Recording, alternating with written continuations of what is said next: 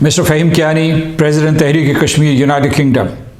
Thank you so much for convening this webinar on the sidelines of the United Nations Human Rights Council session. I pay tribute to your strong leadership and impassioned advocacy of the Kashmir cause. You do not rest on your oars. You keep working round the year.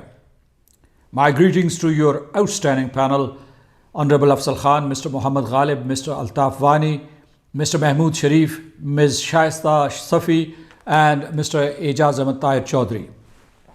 You are meeting at a time when the United Nations General Assembly is in session. Your messages should reach both to Palais des Nations and across the Atlantic to the United Nations headquarters. Today, I would highlight 5 points. First, forced burial of Sayyid Ali Gilani has shocked and pained us all. Kashmiris who love him want to pay homage to him, but Indians have denied them this basic right and wish. By this act, India has already turned his grave into a monument of liberty. His call for self-determination reverberates in the hearts and minds of the people. His covert burial reveals once again how removed the occupiers are from reality. Second, Ms. Michelle Bachelet, the High Commissioner for Human Rights, has not published a follow-up report to the 2018 and 2019 reports on Jammu and Kashmir. Her office and the Human Rights Council are silent at a time when the situation in the Indian-occupied Jammu and Kashmir has deteriorated. The Council's silence on Kashmir because of Indian pressure and global politics is an abandonment of its avowed functions and objectives. Her office and the Council must speak and act. There is no excuse for being silent when human rights are being violated in AJK with impunity. Third, the most serious crime being committed in the Indian-occupied Jammu and Kashmir right now is the radical change in its demographic composition. Nearly 4.2 million non-native Indians, majority of them Hindus, have been illegally domiciled in the occupied territory. This illegal transfer of population in a disputed territory is a serious breach of human rights instruments and international law. If the Human Rights Council remains silent on these glaring violations, it is scuttling its own mandate as a body with universal jurisdiction. The unaccounted for genocide in AJK is setting a new ugly precedent.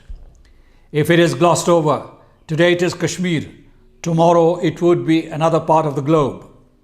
Genocidaires will copycat these heinous crimes in other parts of the world. Further illegal transfer of population must be stopped, and those already illegally domiciled should be repatriated to their Indian provinces. Fourth, land grab is in full swing. Nearly 80% of Kashmiri's land has been confiscated to build illegal settlements in AJK. The other such examples are in the occupied Palestinian territory and during apartheid in South Africa.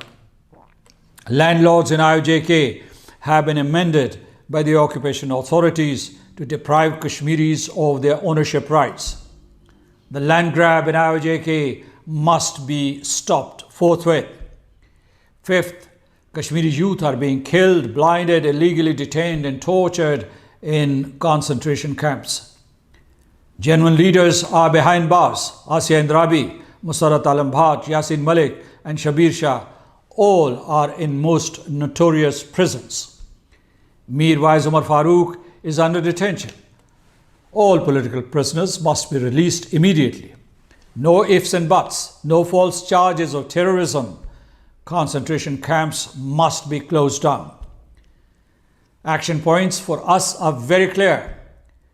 In Geneva, we reach out to the member states of the Human Rights Council and human rights movement to sensitize them to the precarious situation in AJK, leading to erasure of an entire nation. I'm sure that your presence in Geneva ensures continuity of that effort. The international civil society should know that civil rights of Kashmiris are their rights too.